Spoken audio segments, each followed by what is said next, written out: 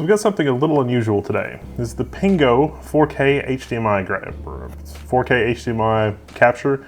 Supports 4K at 60 FPS, 444 video output, and captures audio video from an HDMI source. So I think 444 video output is the thing that we really want to test here. And is it 444 at 4K or 444 at 1080p? This is USB 3, but it uses a UVC interface, which means that it should work on Windows 8.1, Windows 10, Mac OS 10.10 and above, and Linux. Yeah, full support for Linux.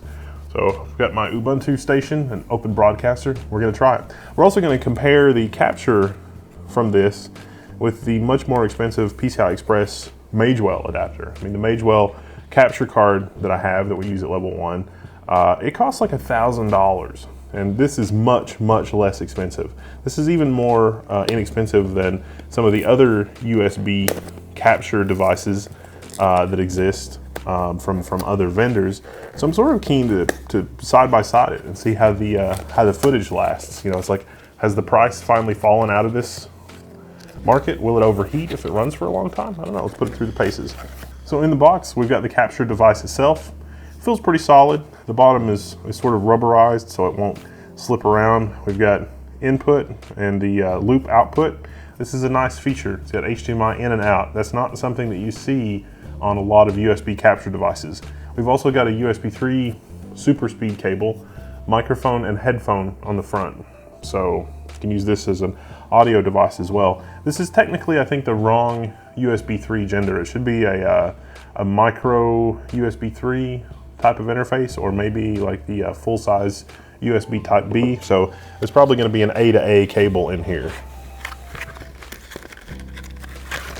Yep, as expected. USB type A to USB type A. It is one of the more unusual USB 3 cables. Now I've got my HDMI from the camera right here. Going to run to the input line here. Okay, I've hooked up from my camera and then from the Pingo out to my monitor. So the output works. It's 4K. It's 4K UHD 29.97 FPS, and I'm not getting anything on the Pingo HDMI for whatever reason. Okay, I've got my Pingo plugged back into my computer with the pass-through, and so it's booted back up, and I have input again on my little monitor thingy. And there we go. I am able to capture my 4K signal downscaled to 1080p with the Pingo 4K HDMI frame grabber. So the 4K is really just a 4K pass-through, and it does look like it's YUV 422.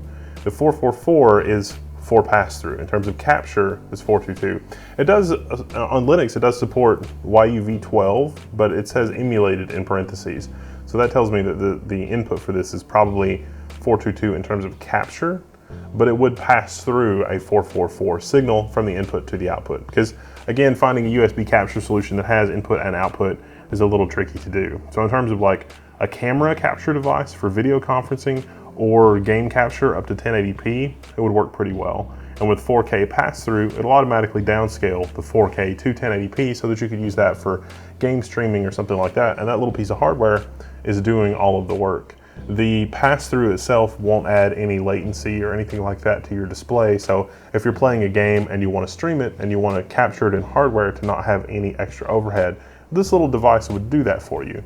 But it's going to be limited to 1080p and 422 capture.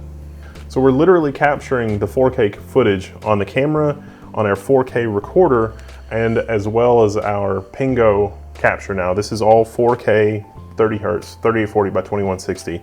This is capturing in 10-bit color, that's capturing in 10-bit color. This is not capturing, this is capturing at 422 1080p. And so side by side, you can compare the high resolution 4K capture to what you get from the 1080p here. It's not bad for a UVC codec, it's basically driverless. I'm not sure why we had trouble on Linux. UVC generally does work well on Linux. I bet I could troubleshoot it and get it working, because if UVC works on Windows, generally it will work on Linux. And the same should be true for Mac OS as well. I'll put in some more time and play with it, and if I don't get it working, then I will update the video, but I'm pretty sure that the Linux side of things will be fine. I just need to try it on a couple of different systems, because Linux is a little picky sometimes with those kind of things, but UVC driverless basically means that it should work. It's going to work. It should be fine. So it's not a bad low-cost alternative, although when I first saw it, when I first looked at it, I was like, ooh, is this USB 3 capture of 4K footage? If so, that's pretty exciting because it's hard to get 4K USB capture at a decent price. As it is, it's 4K pass-through, 1080p capture. It's good for looping in video conferencing for like your camera, if you want to use a nice camera for video conferencing, people do notice, or your conference room setup or something like that with the pass-through. That's a pretty neat option. I'm Wendell, I'm signing out. That's been the Pingo 4K frame grabber. Is there a model number on this thing? Yeah, 8RGRA. That's been the, crap. So that's been a quick look at the Pingo 4K frame grabber, the 8RGRA. It's a little misleading, I think, because it says it supports 4K at 60 FPS, 444 video output, and captures audio video HDMI source, but it doesn't really capture 4K, at least as far as I can tell. So, Wendell, I'm signing out, and I'll see you later.